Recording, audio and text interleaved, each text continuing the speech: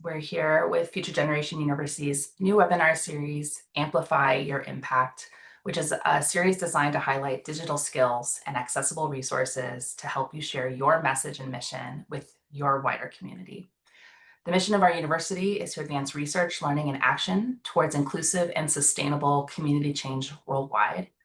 And we do that through education, action research, and peer learning, just like what we will be doing here today. So we're very pleased you've joined us. If you haven't already, please take a moment to share where you are in the chat and your name, and we will be able to elevate the chat information later in the program. I just want to go over a couple of housekeeping details before we get started. Just our agenda today, we're going to start with our presentation. It's going to be about 30 minutes. We will then follow the presentation with a Q&A session. We have about 10 minutes or so allocated to that. And then we're going to open it up to a wider discussion while still answering questions for 10 minutes. And then we will conclude at the end of the hour with thanks and details on next week's session. So we encourage you to participate. At the bottom center of your screen, you should see a Q&A button. So as Bruce presents today, or at any point that you think of questions that you want to discuss, please enter those into the Q&A chat box.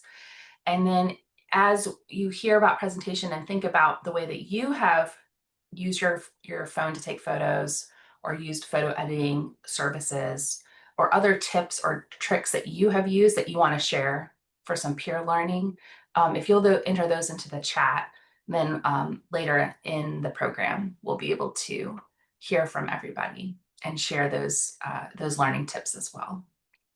And then finally, I want to let everyone know that this presentation is being recorded, and in the upcoming few days, we will share both the recording of the presentation, this presentation deck, and some supplemental additional resources for all of the participants. So with that, let me introduce Bruce Holdeman. He founded 601 Design Inc. in 1987. It's an international award-winning graphic design. And he focused primarily on magazines, books, e-publications, logo design, brand development, and illustration. Bruce was art director for State Legislatures magazine for over 30 years, illustrating more than 300 covers. He's a two-time Graphis and Internal Platinum Award recipient for logo design, and he won many more gold awards as well. He earned a certificate in development practice from Regis University just a few years ago, and he continues to pursue his interest in sustainable development field. He was design program manager for Future Generations for many years, a beloved colleague of ours, and we're so pleased to welcome him back he only recently retired, but we're not letting him retire for too long because he's here today. So Bruce, I will now turn it over to you. Thank you. Hello, everyone. Good to be here. A lot of the stuff I'm going to go over, I think a lot of you are already familiar with, but I kind of feel like, when I'm playing the role as photographer, I usually try to get myself in a mindset of knowing what I want to do, what kind of photos that I need to take. I know when we're at an event, you're going to take any pictures that are going to be looking good, but there's always certain pictures that you need to have. And it's good to kind of just before shooting, kind of go through your mind, what exactly are you gonna be shooting, where you want to be. So, the first things I start off is identify the audience. Is it the donor, partner, stakeholder, the general public? Identify who you are primarily after. And at a speaking event, it may not be the speaker. You may be more interested in the people that are attending. And if that's the case, think about where you want to be in the room, kind of stake out the room where you can stand, where the lighting is going to be good. what's the best background for what you're looking at. So kind of, have all these things, just kind of run it through your mind. A lot of it's intuitive, but it's good just to to have it fresh in your mind. So go next. These are some examples of any kind of photos. The first photo, top left, is a fun photo. I might use that for student recruitment or, anything that you want to engage an audience that would want to have fun and camaraderie or something like that. But I wouldn't necessarily use that for like a donor or a report or something like that. The top right, is a little more content oriented, but you really don't know what's really going. So, I usually categorize those kind of photos as kind of B-roll type of things. I might use it for filler or, if you have a blog, you can insert a photo like that just as a eye anchor or something like that. Bottom left is more kind of the photos that I try to get is people doing the work that you're trying to capture. This would work good for just about anything. The bottom right, still is very content oriented. It's telling a story, but it needs a little bit more explanation of what's going on there. But that's a good, intermediate type of photo.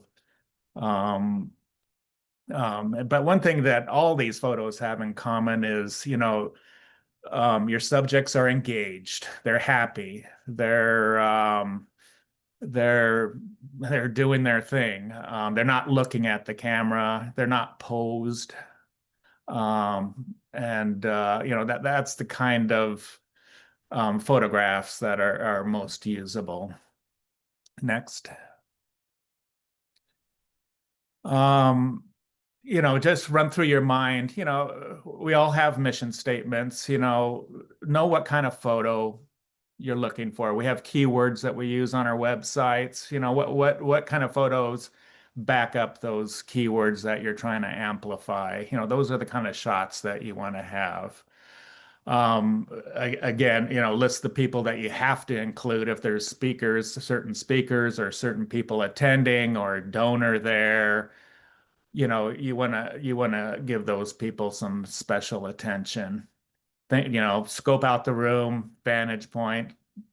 Be sure to check out backgrounds. That's something I always screw up where your mind filters out a lot of stuff and be aware of what's behind your subjects and on how that's looking. I always take a picture, take a look at it and say, oh wow, there's something screwy going on here. So just be very aware of the background because your mind tends to filter that kind of stuff out. And then if you have any special um, photo ops, like, for testimonials, you need to be prepared for that. And, are you gonna take still shots? Or are you gonna be taking video? If you're doing video, do you need a tripod or mics? All that kind of stuff you need to be prepared for. Next. And when I see other people taking pictures, you'll be in an event and it's like, oh, I need to take some pictures, and they'll spend a little time taking some pictures, and that's what they have. I think taking a picture, you need to take pictures at the beginning of an event, in the middle, and at the end. And if you're using these for websites or blogs, you know, you're going to need a banner photo. What's going to be the best usage for a banner? And you need to show the work that you're doing. You need to keep your mission in mind of what best exemplifies that. And then at the end, how do you want to end this thing? A nice happy picture is always a good way to end it, but are you going to have a call to action? And if you're going to have a call to action, what photo are you going to need to show that best. So you need to plan for a lot of this stuff. And then B-roll stuff. These are filler or breakaway type photos that may not be on topic, but it kind of sets the stage. You always want to be going around, shooting little details, close-ups of people, stuff like that that are that you can use as filler. It always makes a blog look so much better. Next. A banner photo, things to consider. Yeah, for a good banner photo, I want that photo to tell the whole story. This is obviously a commencement. Um, everyone in the picture is engaged. They're having fun.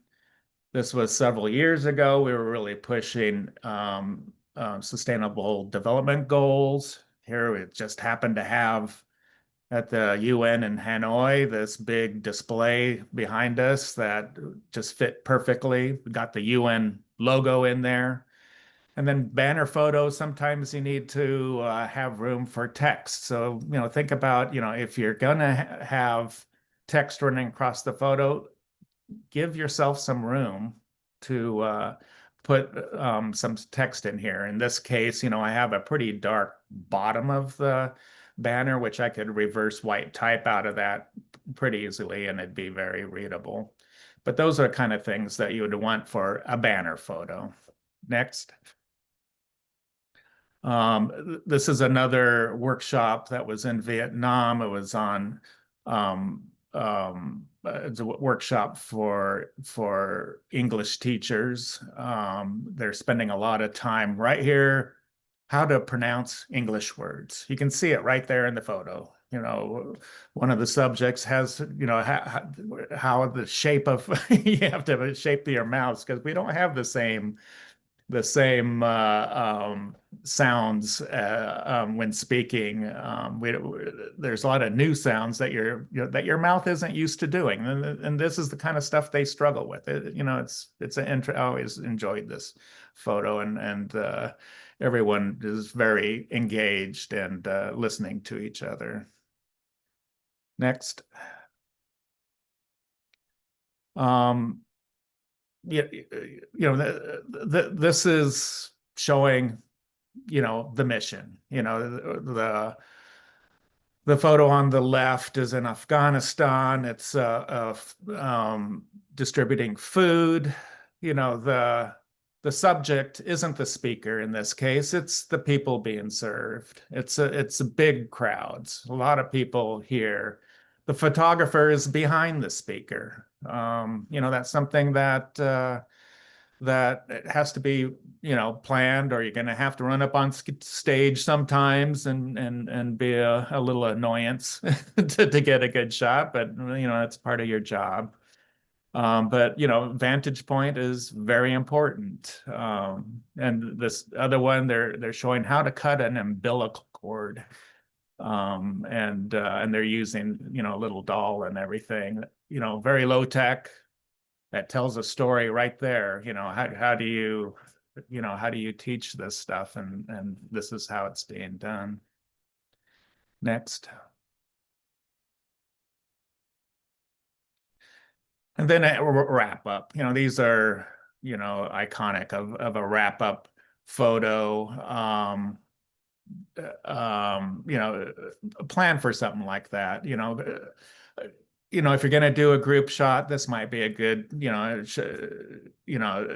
could use it for here. It shows how many people attended, who's there. At least it has that kind of stuff, but I wouldn't use a group shot or anything like this as a banner or an interior shot because it really doesn't tell a story other than people having a good time. Next. And these are B-roll. They might be off topic type of photos, but it sets the stage. You're going to need these kind of photos, so make sure you always get little details, little close-ups of people, and It just makes an article or a web page look more interesting. Next. Taking a good picture.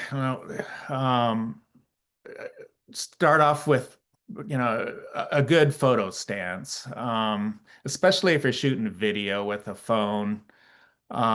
There's software on your phone that kind of takes away handshake, but it's still good to have a very stable platform.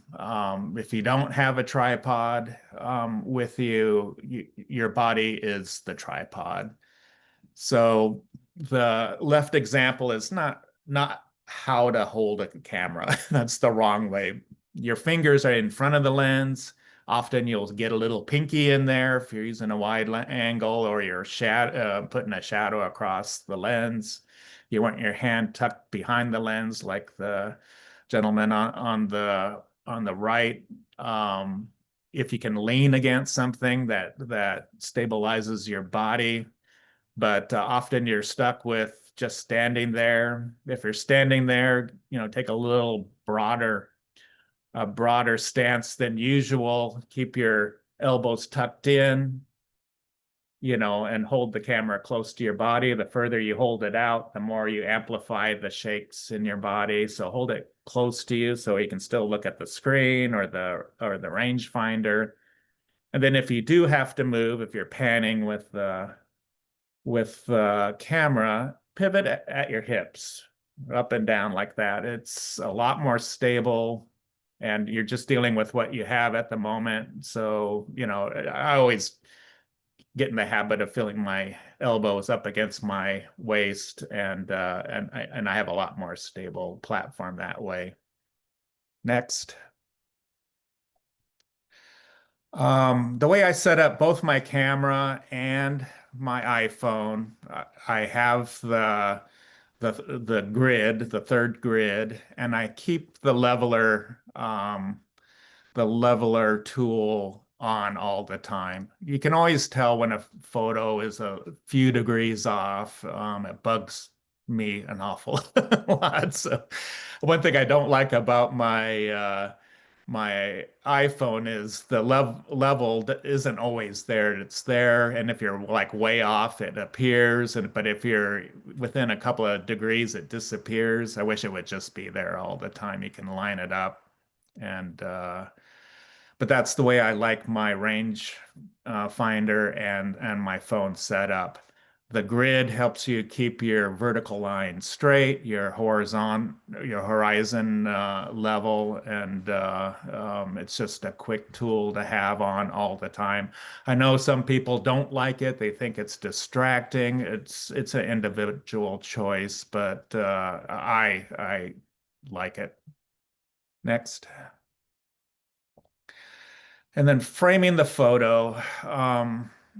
That grid is in thirds for a reason. It's the rule of thirds, and like all photography rules, all rules are made to be broken, um, but they're there for very much of a reason. The previous photo we had of the woman, and what's regarded as a good photo is, she's offset. She's not in the middle of the photo, which makes the scene seem very static. She's offset. There's room around her. She's slightly turned towards that open space, and she's lined up on that third rail, that left pin line. It makes for a comfortable photo, but and especially in landscape, I think it works very well. Line up your horizon line on that bottom third. Um, it just gives a photo a degree of comfort. And then be aware of lines moving in and out of the photo. On the left case, you have that reflective part of the beach shining in there. It leads in from the left lower corner, brings it right up to the subject of the photo. It's a nice grounded, comfortable feeling you get from that. The Kennedy Center on the right, um, the subject is somewhat lined up on the left third of it. Horizon's on the bottom third. The skylines, are pretty running all over the place there, so that's not such a strong element in the photo. But it makes for, if you're going for a comfortable feel in a photo, and you have the space. Sometimes you don't have the space, but to have that airy feel in a photo. Next.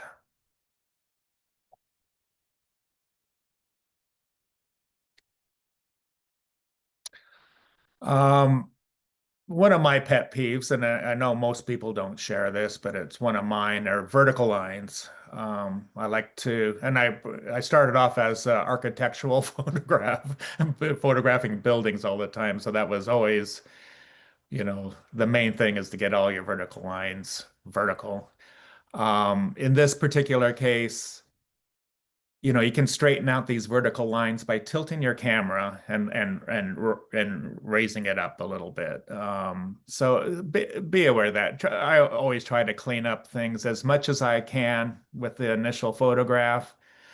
Um, I, I'm a Photoshop guy. I'll always pull a photo like the one on the left, straighten things out, and it just makes a layout look so much more straight and simple looking, which is always the look that I'm trying to get. But it just gives a little more order to the page. But if you want to accentuate the perspective, for a creative look or something like that, that's something you can play around with. There isn't any real rules in this thing. Next. And when you are taking group shots, there's a few little tricks that I do, because every time you count off one, two, three, say cheese, half your people are blink at that time. So, I usually, with my digital cameras and phone, I have the shutter sound turned off. So when I count one, two, three, I'll start shooting at one and fire off, 3 to 5 shots. Um, if usually, over a second and a half, you should get a good shot with no one blinking, but you'd be amazed how someone's always blinking during that. Make sure people are looking at the camera.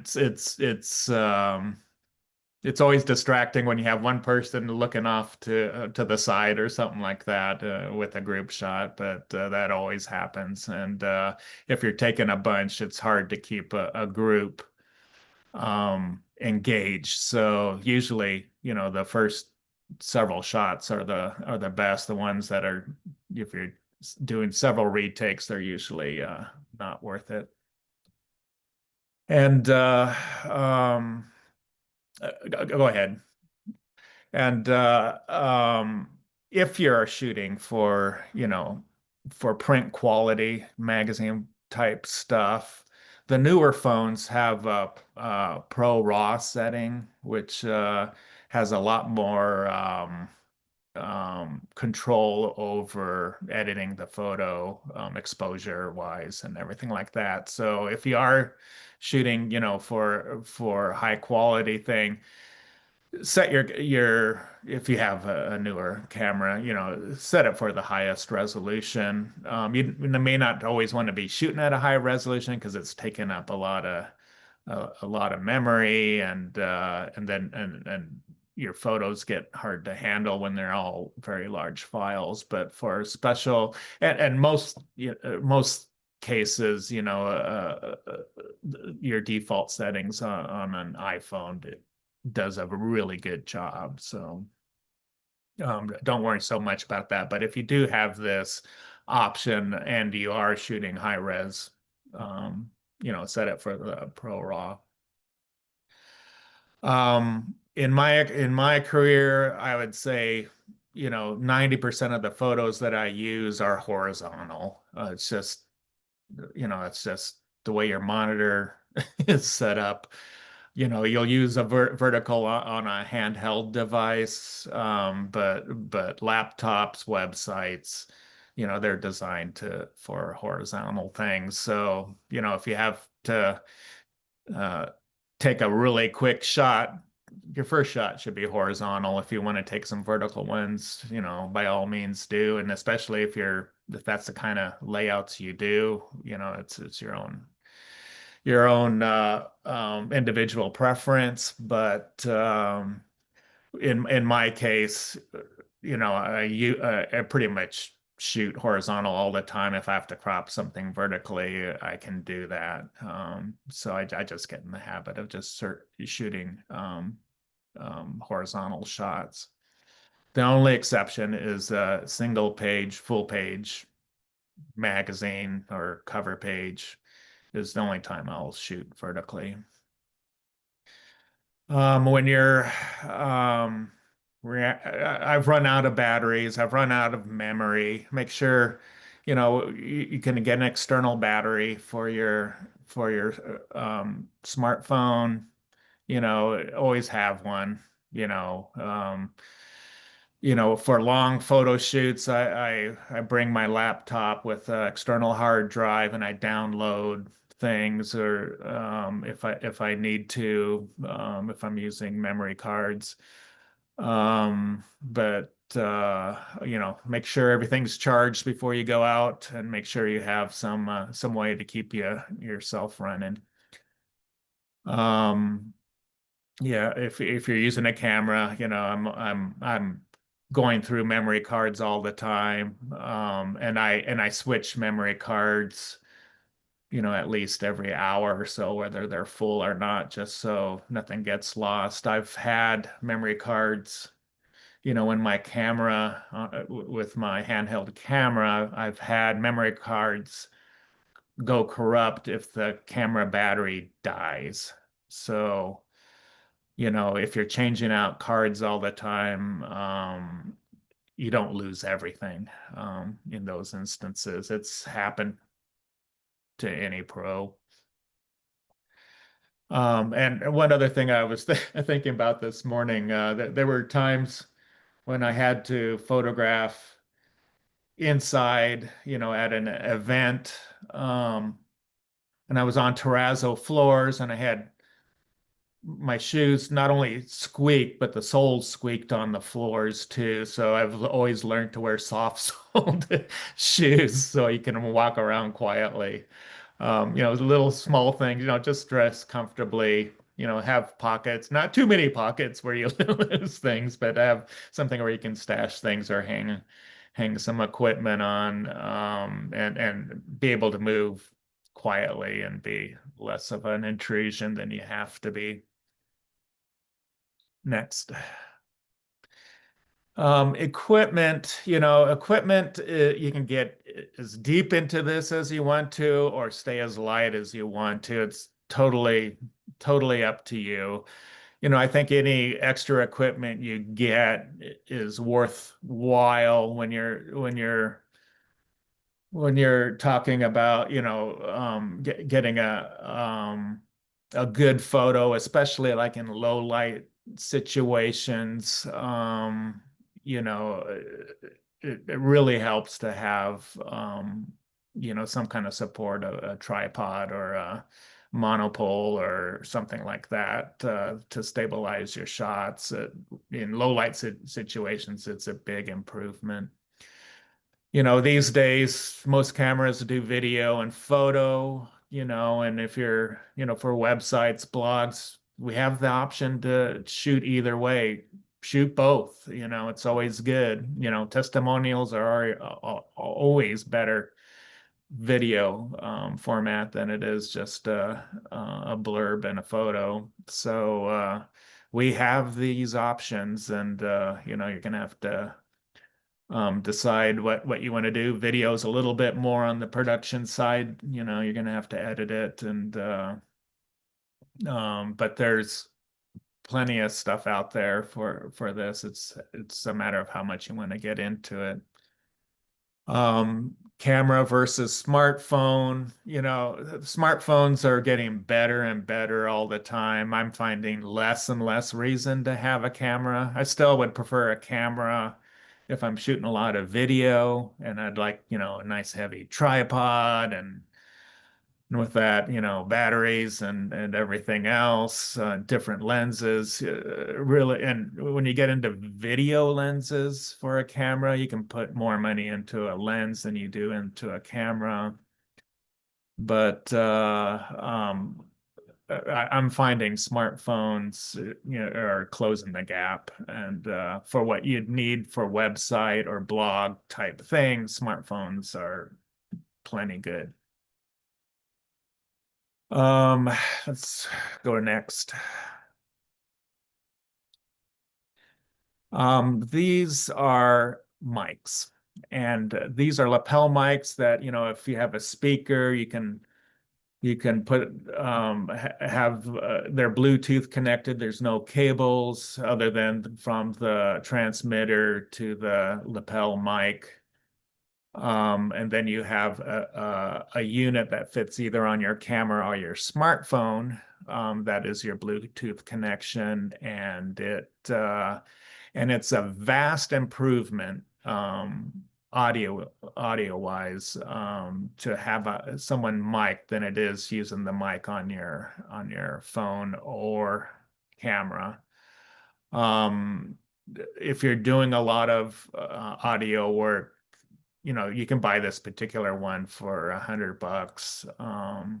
You have to decide if that's worth it. If it isn't, you need to get up close.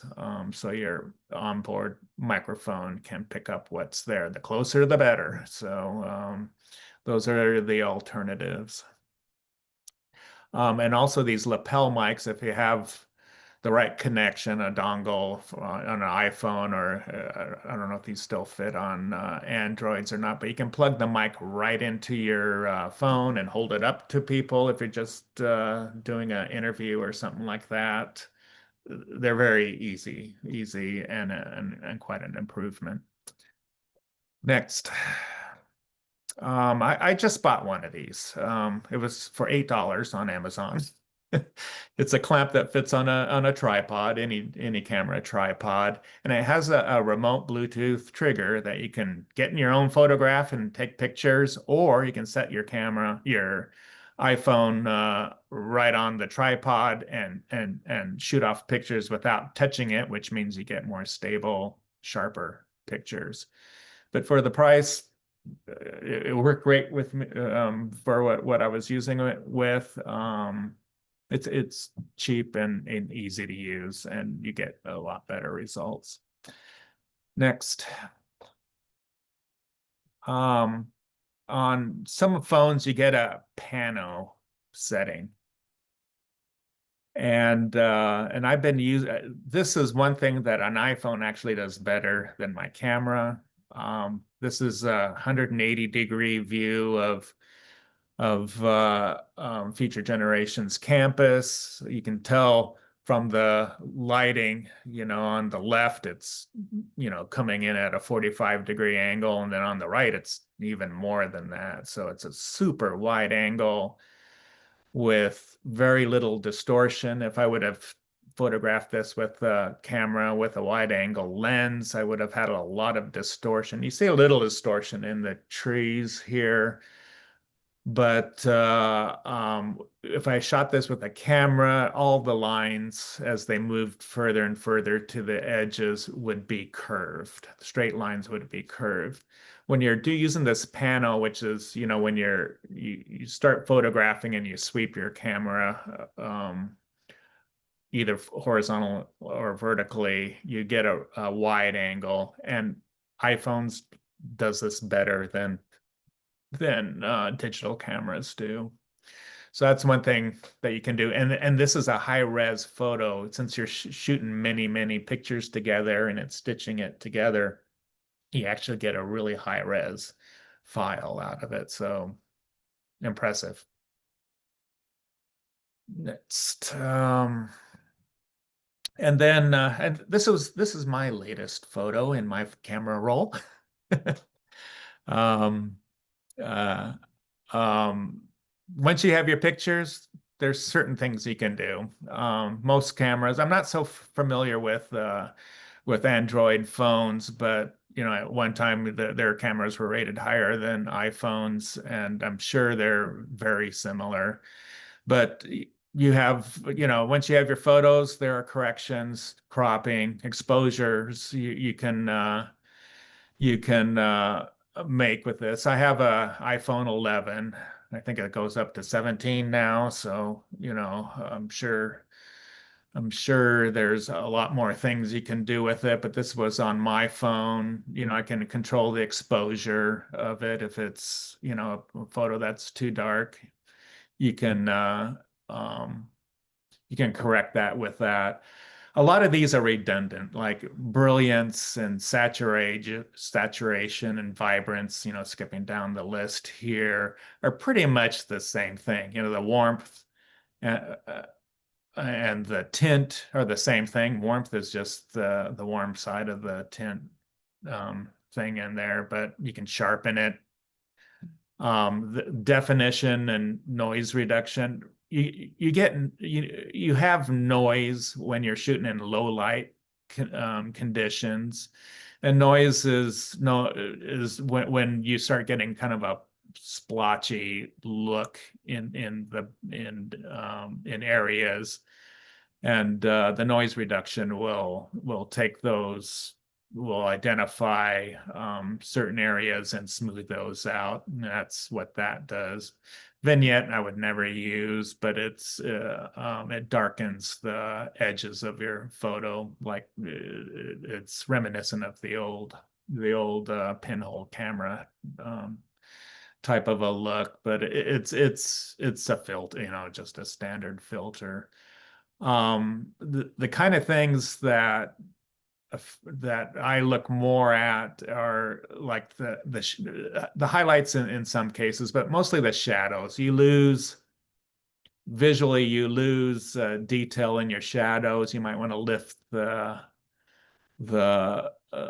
exposure in just your shadow areas just to get a little more details there, because they tend to go black quicker than they should, especially like if you're shooting like in like water type situations. They tend to go dark way too fast. But you know, all this is what your eye is telling you to do. Next. Um, uh, for there's I've noticed with several different cameras, some of your changes, you'll have this little thumb type of a scale that you can push one way or the other. You can see your results on that. Um, and all these different settings have these kind of adjustments on it. Others have, you know, a choice of different color tints. They might give you, you know, a dozen different little thumbnails you can pick to choose. Um, they're all pretty self-explanatory, and there's tons of things on YouTube and just in the internet in general about how to use these things. You know, it's going to be specific to your phone version and your the maker. So you know, I encourage you to check out some of this stuff online. It has a lot more information than I would ever have time to do. But you know, you can do markups too. You have pen tools there and color things, you know, um, and you have typesetting tools too if you want to put a caption or something like that there. But that's all, you know, kind of based on what camera you have and what you can do. And next. And last thing, this is what I'm worst at is, you know, go through your after you're done shooting and you got your project done, go through your photos, throw away duplicates and your second shots. You know, give your folder a name that you can easily find the next time you're trying to look for those. It's always good to have good housekeeping with your photo archive. And next, I think that was it.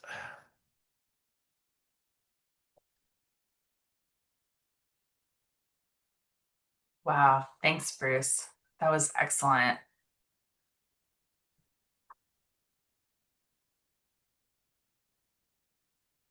We have that was really thorough. And you know, Lindsay and I were here with a lot of our participants last week, and this just helped kind of expand a lot of the beginnings of that conversation. So it's really great to hear you and your expertise and your experience.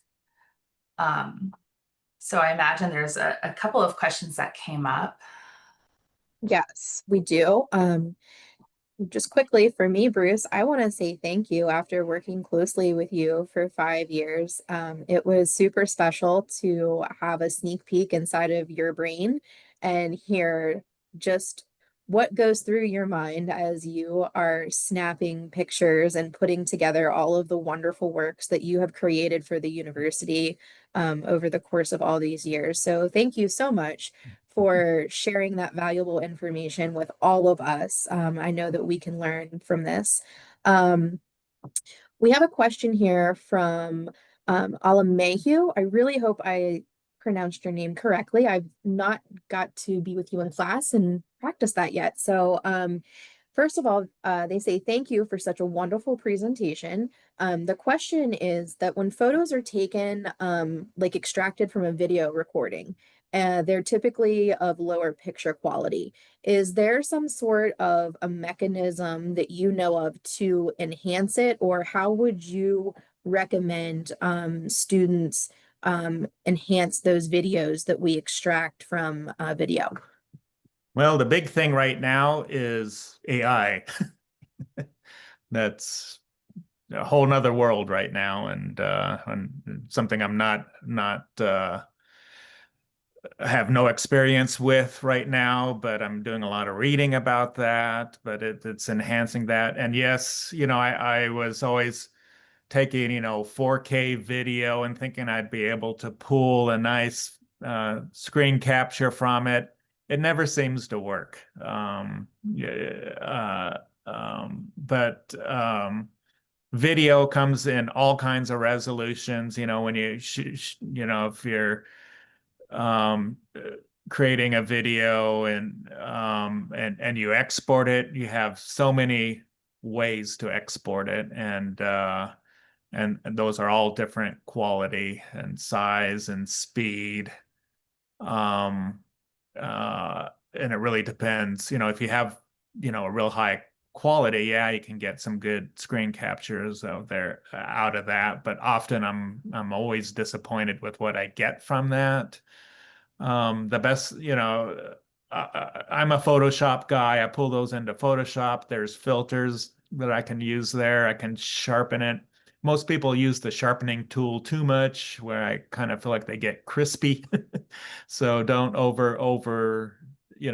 I'll use a sharpening tool maybe once, maybe twice if it's a soft high res photo. But beyond that, you're probably ruining the photo more than anything else. But I'll pull that in to Photoshop and clean it up that way and get it to be a proper exposure on it. But it really depends on your source video, what kind of quality you're going to get on it. One thing I didn't touch upon this time are resolutions. When you're doing video or blogs, what you see, if you're working in software, what you see on screen is what you're going to get. When you're doing print, your photo has to be at least 3 times that size to get the sharpness that you're seeing on screen. So, whenever you're working with print, think, what looks good on your screen. It needs to be at least 3 times that big to get it to look clean, the size that you're working in. So, just know that, what you see on screen for video and blog type of stuff, and not video, website and blog, is it'll look as sharp as what you're looking at on screen, but print doesn't work quite that way. So yeah, it's an issue, it depends on what you're pulling it from, the video. And I've never been really, and I never get things like, oh, that's a great photo. I never get that from a video. It's just always you make it look as best as you can. Thanks, Bruce. So we saw a lot of examples in your presentation of images that captured humans and people. And in class, we talk a lot about human energy in community. Can you share a little bit about how, in your work and in your experience, you have gone about capturing human energy and human emotion in in your work and in pictures? We talked a little bit about that last week, and how we as students can really work to show emotion and do a better job of showing these energies in pictures. But sometimes when we are out and about, it's not always easy to get the human subject matter to do what you need them to do when you're trying to get that picture. I know you know what that's like. So can you talk Yeah. a little bit about how we can do that with a picture? The whole thing about photography is getting people to be feeling natural in front of the camera. And for me, being a photographer that's usually outside the group, I'm not familiar with these people or anything like that. The best way to get them used to it is start shooting pictures, until it gets normalized. They say, oh, that's a photographer guy. He's always taking pictures type of stuff.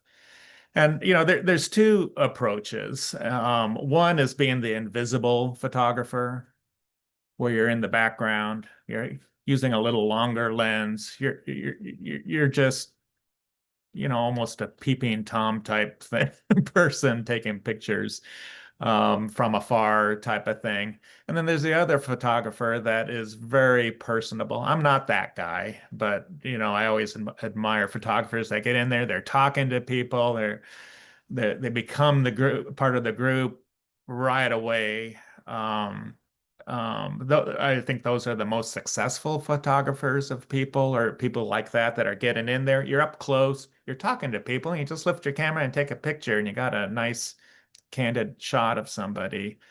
I'm more working the background with a telephoto lens and trying to get up that close, a feeling of closeness there when they're not aware of me taking a picture. And that's why I have the shutter turned off, and I wear soft shoes, and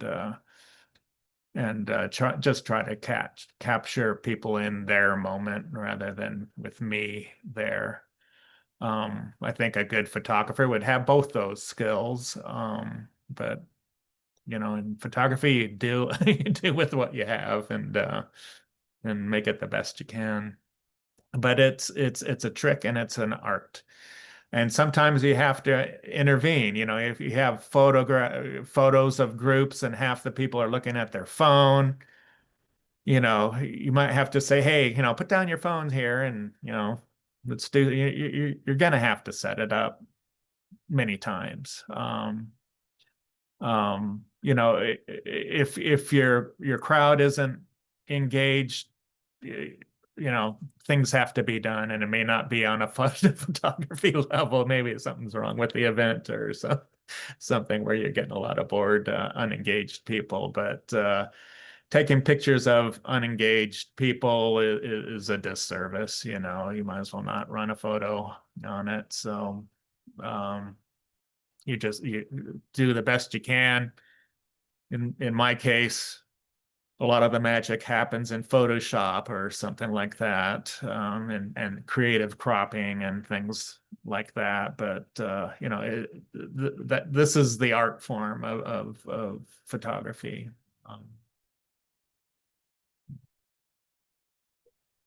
Sorry, I just decided to raise my hand. Bruce, could you talk about a little bit how teams should share photos to maintain quality? The way I've done it is just set up a Google folder and and and shared. I just was on a bike ride. We set up a Google folder and we all uploaded our photos, and they're all available at the highest resolution. We know that when you send things, when you email things, they don't. Sometimes they're downsized. That happens all the time. If you're sending batch photos to someone specifically, I use WeTransfer as a free WeTransfer.com is a free service. They can send large files to an individual or individuals. You enter their email in there, and it costs by you have to watch your advertising while it's being uploaded and stuff like that. So that's how they make their money, is showing commercials while things are being transferred and being uploaded. But it's a free service. I've used them for years. But those are I think, the quickest, easiest ways to do it. Always if you're emailing photos, always make sure that the person on the other end is getting a full-size photo. You should be able to click on an image and get the info of the size of the photo. On Macs, it's Command I. Click on a photo, Command I, and it'll give you the size of the profile of the photo.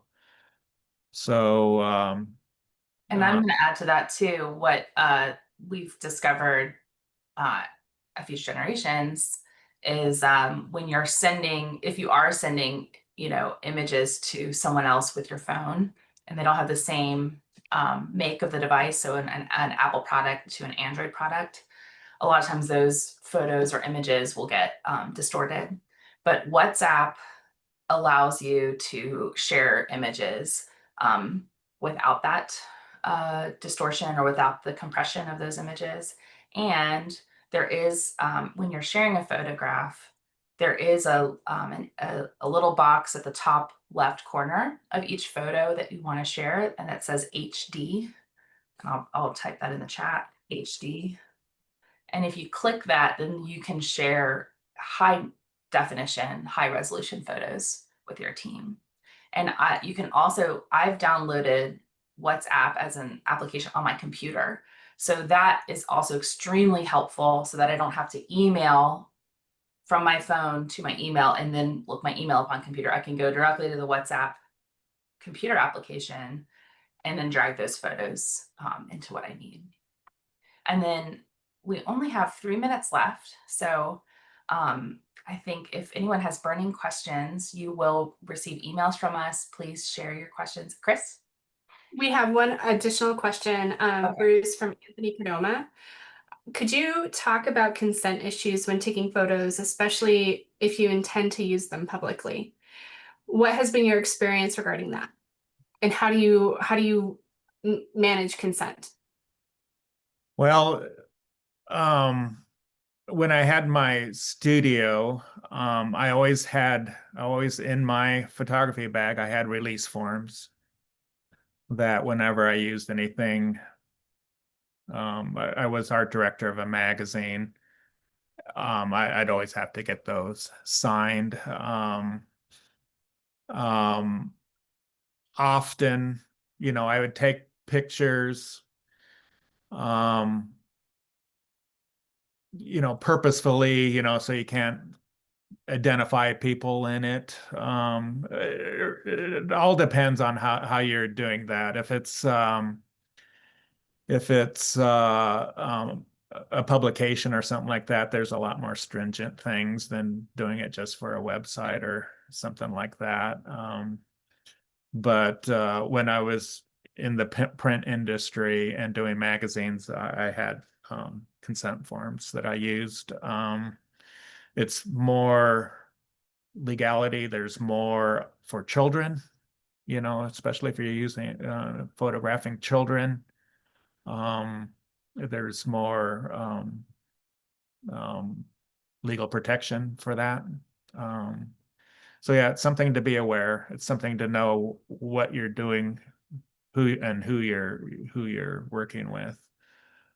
And then I used to live in a ski resort town, and taking pictures, certain people did not want pictures taken, and there was a lot of legal action going on. So yeah, you have to protect yourselves.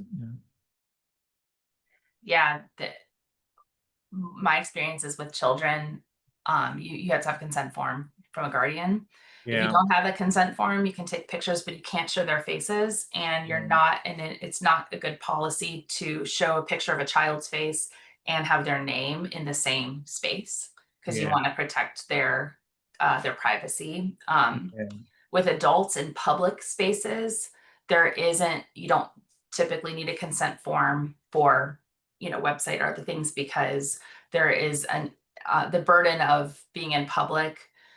You remove the right to perceived privacy if you engage in public spaces, and that includes like students on a quad on Yeah. a public campus, for example. So you don't need consent forms if you're taking a group shot of a bunch of students out, or people out in a public space. And then I know, in our school's case, often, being a student, that was addressed when you became a student, that, that your photo likeness was, you're able to use that unless you say something different than that. So, at an event, you can address that, that you're giving permission to use a general photo of the event, unless you wish it not. And if you don't, you got to fill out this form. And if you don't want to do it, it's good that they send in a photo, so we know, that it's our responsibility to make sure that face didn't appear. And then legality, you have to prove that, yes, that is that person that's in that photo and they were there at that time. That's the kind of legal responsibility that you're giving up, I guess, when you have a default set, for the event, saying that that you're giving permission to use your photo unless you say otherwise. Yeah. Well, this is clearly a really rich topic with more questions, and I think it's something maybe we'll make sure to address in some of the supplemental materials that we'll send. But we're a little bit over time, so I'm just going to quickly. And one other thing is, the laws are different at different places. So there isn't one rule you can live by. You need to know what's in that locale. Yeah. Well, I'm going to share my screen quickly one more time just to share what's coming up next week. We're going to do graphic design with the software called Canva, presented by Chris Reiser, and Chris is on the call. Can I ask you, Chris, to just share very briefly some setup for next week for our participants? Hi, everyone. So next week, we are going to be looking at a web-based graphic design platform. And we're going to be focusing on 3 different things, which would be a flyer, a trifold, and then web assets, because not everyone has B-roll, which is what we use. Actually, a lot of Bruce's photos, we use a lot of the B-roll for icons and things like that when we look at a website. But until you have those content, this is one way in which how to generate that content to be used in a website or in other spaces for print and even things to be emailed out. So that's what we're going to be looking at next week. Thank you. Bruce, thanks again so much for your time today. It was absolutely incredible. Really, really wonderful presentation and really insightful. And thanks everyone for attending and for participating. Lindsay, Chris, thank you for your technical expertise and supporting this conversation as well as this series, and for your generative creative ideas to get this series even off the ground. So have a wonderful day, everybody. Take great photos. We look forward to seeing them, and we look forward to seeing you next time.